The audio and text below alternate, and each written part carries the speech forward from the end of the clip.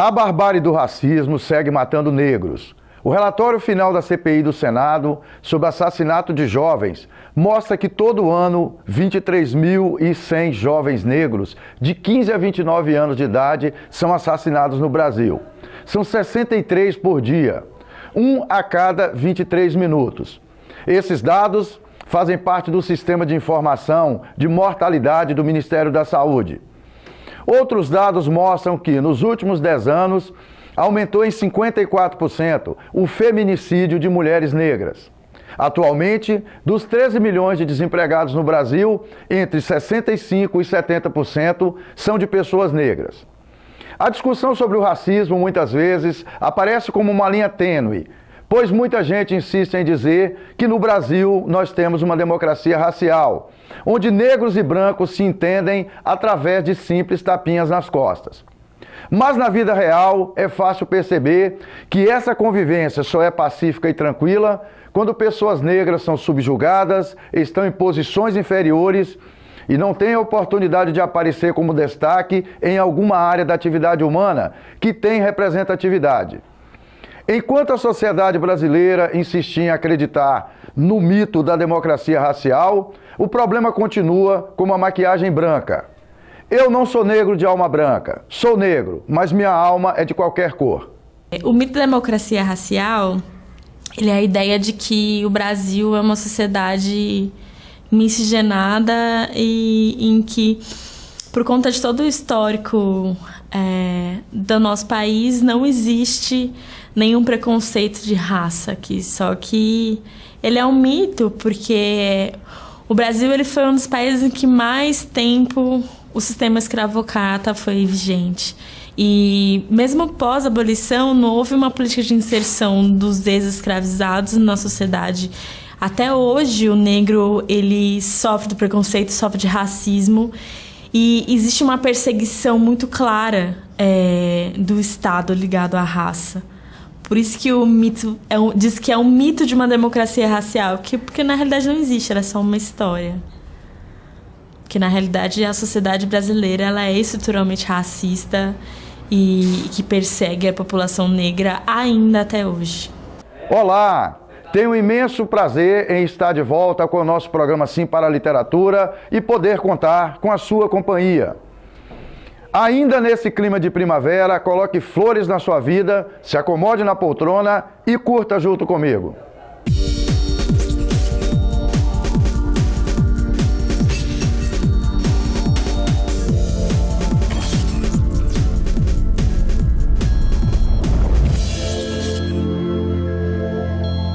No nosso programa Sim para a Literatura, temos em nossas edições as colunas Dica de Leitura e Dica de Livro. Temos também as colunas O Livro da Minha Vida, Apaixonados pela Leitura e a participação de telespectadores, além de entrevistas e muito mais. Nessa edição do nosso programa especial sobre o Dia da Consciência Negra, que foi comemorado em 20 de novembro, vamos destacar a necessidade de uma nova tomada de consciência sobre as nossas relações sociais e principalmente raciais. Discussão que é fundamental e sempre atual, mas sem deixar de lado o importante ingrediente do nosso programa, o livro, que pode ser um fio condutor e norteador para entendermos melhor essa questão. Sempre ele, o livro. Bom, minha dica de livro tem sido uma dica que eu tenho falado faz uns 8 anos. É o livro que eu mais dei de presente na minha vida.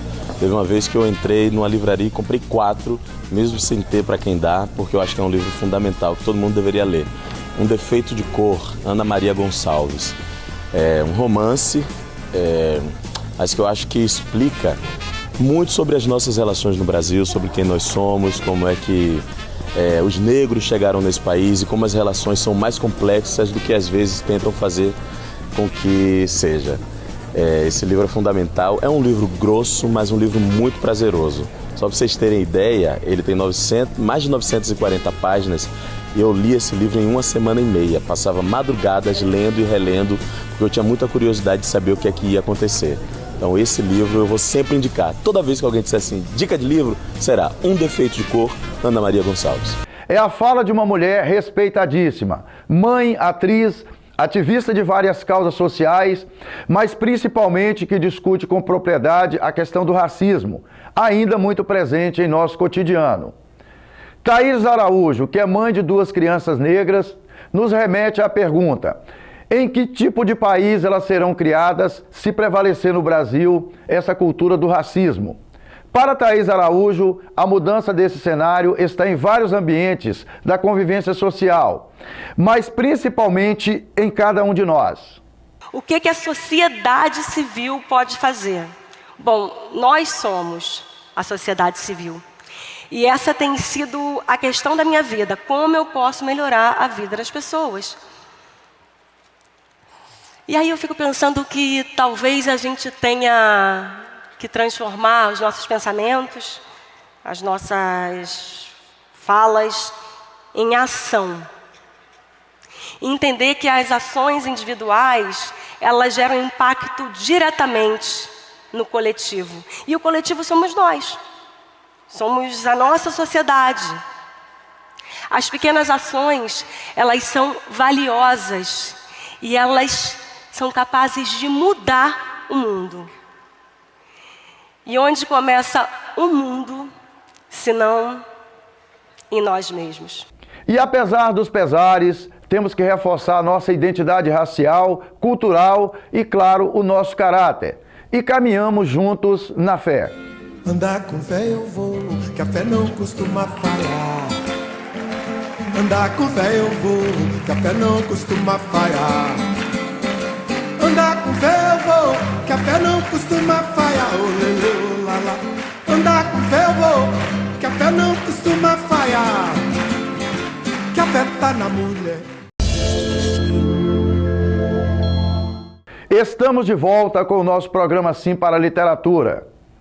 Na nossa dica de leitura dessa edição, temos um depoimento da professora Diva Guimarães sobre a importância do hábito da leitura. A leitura é muito importante para o nosso crescimento, para que a gente não fique nas mãos de quem lê um pouquinho melhor e não tem uma consciência de esclarecimento, de esclarecer as pessoas, mas assim, aproveitando a palavra para enganar. Se você ler um pouquinho, você vai saber. Então você tem que saber o que estão fazendo com você, o que estão fazendo com o seu salário, o que estão tirando de você, o que estão tirando as suas oportunidades através da leitura. Porque se a leitura automaticamente, sem esforço nenhum, ela desenvolve o teu raciocínio. Por isso é importante. E o povo educado é aquele que lê. Muito. E acompanhe comigo a nossa dica de livro. O livro A Invenção das Asas, uma belíssima história, conta a trajetória de Sarah e Angelina Guinquet, que foram pioneiras na luta pela igualdade de direito das mulheres e dos negros na Carolina do Sul, nos Estados Unidos, nos anos de 1800. E conforme a própria autora do livro diz, foram as primeiras agentes femininas abolicionistas e uma das primeiras entre as importantes pensadoras feministas americanas. Vale muito a pena ler. No livro A Invenção das Asas, Sarah Guinquet é uma garota ruiva com sardas e que gagueja quando vai falar. Filha de um poderoso jurista e patriarca de uma família escravocrata, da alta sociedade de um município no sul dos Estados Unidos, história que tem início em 1903, ela dá asas à sua imaginação. Escreve cartas de alforria para os escravos e, em pleno início do século XIX, sonha em ser advogada. Isso numa época em que mulheres não estudavam, esse privilégio era apenas dos homens. O acesso aos livros na biblioteca do pai, de maneira furtiva, a transforma numa amante da leitura. Comportamento diferenciado para os padrões sociais desse período histórico, onde as mulheres eram criadas para aprender as prendas domésticas e, de certa forma, eram treinadas para arranjar um bom partido, para casar e repetir o modelo de acumulação de riquezas materiais da família. No seu 11º aniversário, ela foi presenteada, através de um costume da família, com uma escrava que passou a ser sua dama de companhia, a jovem Rhett Encrenca Grinqué, de 10 anos de idade.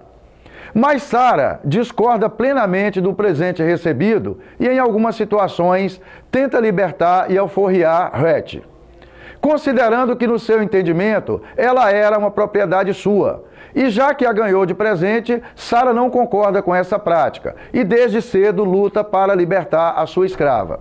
Em A Invenção das Asas, por meio de uma narrativa tocante e humana, às vezes irônica, acompanhamos a jornada de Sarah e Rhett ao longo de 35 anos. Ambas desejam uma vida própria e juntas questionam as regras da sociedade em que vive, escravocrata, desigual e profundamente desumana. Sarah encontra sua chance de mudar o mundo ao se juntar à causa abolicionista, junto com sua irmã um pouco mais nova, de nome Angelina, que é tratada carinhosamente por Sarah de Nina. Ela se transforma em uma das pioneiras pela igualdade das mulheres e dos negros. A Invenção das Asas é um romance envolvente e cativante, escrito pela escritora norte-americana Sue Monk Kidd. É um misto de realidade com ficção, já que conta a história das irmãs Sarah e Angelina Grinqué, que existiram na vida real, mas que no livro contracenam também com personagens fictícios, que foram criados pela autora.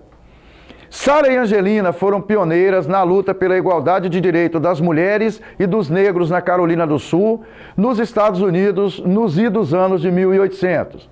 E conforme a própria autora do livro diz, foram as primeiras agentes femininas abolicionistas e uma das primeiras entre as importantes pensadoras feministas americanas. A história contada no livro é um hino de amor à liberdade e tem o poder de nos sensibilizar e humanizar. Apesar do período em que a história acontece, pode servir de estímulo à reflexão sobre o contexto atual das nossas vivências e dos nossos conflitos, particularmente sobre a questão das atitudes racistas que continuam teimando em acontecer de parte de muita gente por aí, no território brasileiro. Permita que o livro faça parte da sua vida. E na nossa coluna Apaixonados pela Leitura desta edição, vamos acompanhar uma ação que foi promovida pela Secretaria de Cultura, Esporte, Lazer e Turismo aqui de Linhares, comemorativa do Dia da Consciência Negra. O evento envolveu grupos de capoeira, dança, músicas, comidas típicas e outras manifestações culturais representadas pela comunidade negra de Linhares. Foi nas noites de 19 e 20 de novembro e teve a parceria da Serliges e do Conselho Municipal de Cultura de Linhares, entre outros apoiadores. Nas noites de 19 e 20 de novembro, domingo e segunda-feira, a Secretaria Municipal de Cultura, Esporte, Lazer e Turismo, aqui de Linhares, em parceria com a Serliges, o Conselho Municipal de Cultura de Linhares, entre outras parcerias, promoveu um encontro como destaque para as comemorações do Dia Nacional da Consciência Negra. Esse caldeirão de cultura aconteceu na Praça 22 de Agosto, aqui no centro da cidade. A cultura originária da África e abraçada pela comunidade negra brasileira com o processo de miscigenação é bastante diversificada, praticada, valorizada e, fundamentalmente, contribui para construir a identidade do nosso povo negro. Além do fortalecimento da identidade nacional, por mais que alguém queira negar essa realidade. Separamos aqui alguns ingredientes da nossa cultura afro-brasileira, segundo pesquisa que fizemos. Claro que sem encerrar o assunto. O afoxé é uma expressão artístico-religiosa, geralmente conduzido por um babalorixá ou uma ialorixá, e funcionam no interior dos terreiros de candomblé. A ligação dos grupos com a tradição africana também se traduz nas cores que levam às ruas, fazendo referência aos orixás. Os blocos afro possuem forte viés político, levantando a bandeira da luta contra o racismo e pela afirmação da identidade negra. Parte dessas agremiações ampliam suas atividades para além do carnaval, promovem ações educativas e de formação profissional. A percussão é a base musical dessa manifestação. O Alto do Bumba Meu Boi é apresentado como a morte e a ressurreição de um boi especial, Pai Francisco, o escravo de confiança do patrão, mata e arranca a língua do boi para satisfazer os desejos de grávida de sua esposa, mãe Catirina. Após ser perseguido, preso e castigado, Pai Francisco se vê forçado a ressuscitar o animal. Todos então cantam e dançam em comemoração. O boi é uma das principais referências da cultura negra maranhense, presente em vários estados brasileiros. A capoeira é uma manifestação cultural presente hoje em todo o território brasileiro e em mais de 150 países, com variações regionais e locais, criadas a partir de suas modalidades mais conhecidas, as chamadas capoeira Angola e capoeira regional. Os principais aspectos da capoeira como prática cultural desenvolvida no Brasil são o saber transmitido pelos mestres, como reconhecidos por seus pares, e a roda onde a capoeira reúne todos os seus elementos e se realiza de modo pleno. No evento em Linhares, Quem não sabe não ensina, Paraná, deixa quem sabe ensinar, Paraná. o carimbó é o encontro do pé batido indígena com a dança de origem africana, preservado pela oralidade dos mestres populares. O nome carimbó deriva do instrumento de percussão indígena curimbó, que na língua tupi quer dizer pau oco. Em setembro de 2014, foi aprovado pelo Conselho Consultivo do Patrimônio Cultural para se tornar Patrimônio Cultural Imaterial do Brasil. Já a ciranda surgiu nas regiões litorâneas do Nordeste brasileiro e, tendo como referência Pernambuco, nasceu de mulheres de pescadores que cantavam e dançavam, esperando que os maridos retornassem do mar. É uma dança comunitária que se constitui de um círculo que aumenta na medida em que as pessoas chegam para a coreografia. De mãos dadas a cada giro, os integrantes e as integrantes imitam o vai e vem das marés. O mestre cirandeiro é o integrante mais importante da roda, cabendo a ele tirar as cantigas, improvisar versos e tocar o ganzá, enquanto preside a brincadeira, coordenando a percussão. Manifestação cultural popular, o samba acontece em quase todos os estados brasileiros desde os tempos coloniais. Um misto de festa e espetáculo, o desfile de uma escola de samba é um verdadeiro ritual de canto, visual, música e dança. O enredo transforma-se numa linguagem plástica, sendo traduzido nas fantasias, adereços e alegorias. A presença do casal de mestre-sala e porta-bandeira no desfile é um dos elementos mais representativos. Comum nas regiões centro-oeste e sul do país, a festa religiosa celebra os 3 Reis Magos em visita ao Menino Jesus. Os foliões que participam do cortejo, organizados em grupo, visitam as casas no período entre o Natal e o dia 6 de janeiro. Além dos músicos, o grupo também se compõe de dançarinos, palhaços e outras figuras folclóricas, caracterizadas segundo as lendas e tradições de cada localidade. Todos se organizam sob a liderança do mestre da folia e seguem em referência aos passos da bandeira, cumprindo rituais tradicionais repletos de beleza e riqueza cultural. E nas noites de 19 e 20 de novembro, na Praça 22 de Agosto, aqui em Linhares.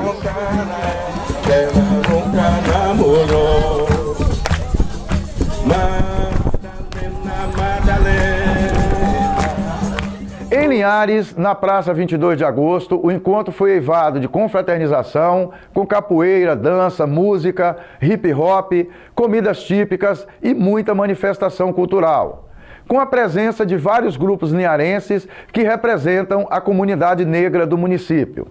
Para Ivan Salvador, secretário municipal de Cultura, Esporte, Lazer e Turismo, a importância de se fazer esse evento envolve o reconhecimento da contribuição que a comunidade negra tem dado para Linhares, para o Espírito Santo e para o Brasil.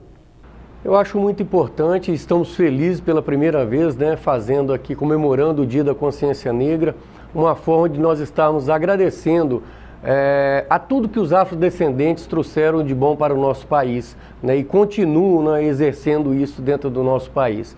Então, esse é um momento ímpar dentro da nossa cidade, onde nós estamos fazendo esse evento, como eu disse, agradecendo a tudo de bom que os afrodescendentes trouxeram aqui para o nosso município, para o nosso estado, para o nosso país. Haja vista que o Brasil é o país fora a África que tem o maior número de de africanos no mundo. Então é um número expressivo, um número importante e que nós temos, por tudo que eles fizeram e fazem pelo nosso país, nós temos hoje a obrigação de estar fazendo esse agradecimento em forma do Dia da Consciência Negra.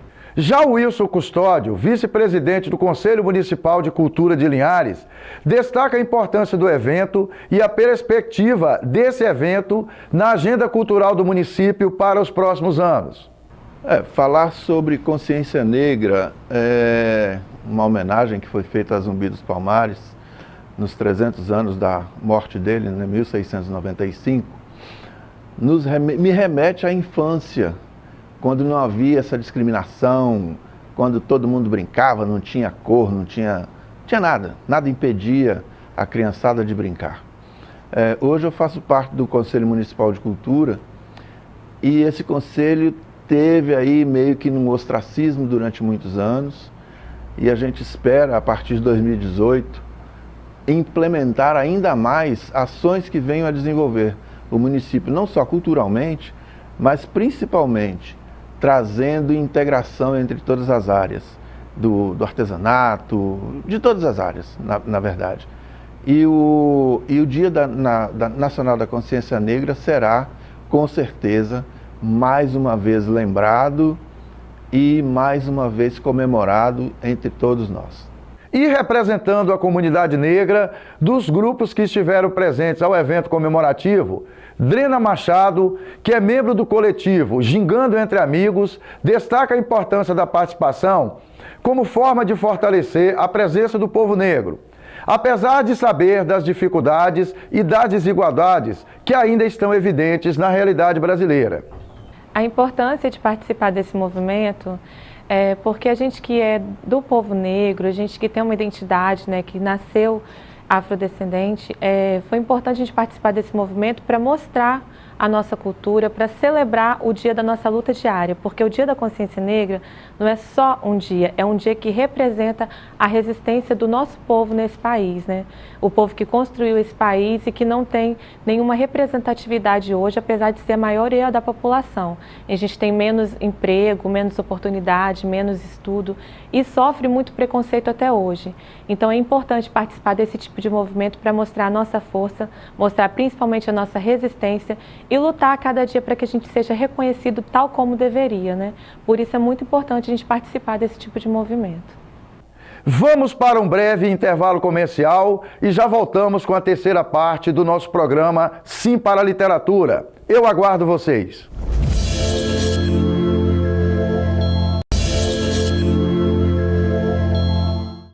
E vamos agora para a nossa agenda literária. Na próxima segunda-feira, aqui em Linhares, vai acontecer o encontro Trocando Ideias.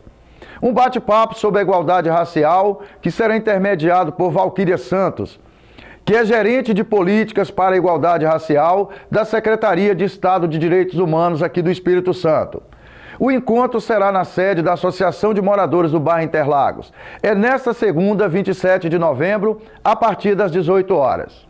E para delírio do universo literário capixaba, vai acontecer no período de 5 a 10 de dezembro, o 4º Festival Capixaba de Literatura do Centro Cultural Sesc Glória. O projeto, já na 4ª edição, tem por objetivo a aproximação entre o leitor e o autor capixaba, ou pessoas que produzem literatura no Espírito Santo. Conforme a organização do evento, esse é um espaço em que o escritor poderá, além de divulgar sua obra, viabilizar um diálogo sobre sua produção com seu público leitor e com outros autores. Durante os 6 dias do festival, será realizado o lançamento de 18 títulos, sendo 3 autores por dia e um debate-papo entre eles. Além disso, propõe-se a realização de apresentações artísticas que irão compor o festival. Nós, do projeto Prazer da Leitura e do programa Sim para a Literatura, vamos participar desse evento como parte da programação oficial, na noite de sexta-feira, 8 de dezembro. Caros telespectadores, foi um prazer e um sinal de prestígio contar com a sua companhia nesta edição do nosso programa Sim para a Literatura. Para que vocês tenham acesso às edições anteriores e aos vídeos do programa, acesse nossa página no Facebook. Entre em contato conosco através do e-mail simparaliteratura@gmail.com. Agradecemos a sua audiência em Vitória e Grande Vitória, através do canal 20 da TV RCA. Saudações literárias e muito obrigado.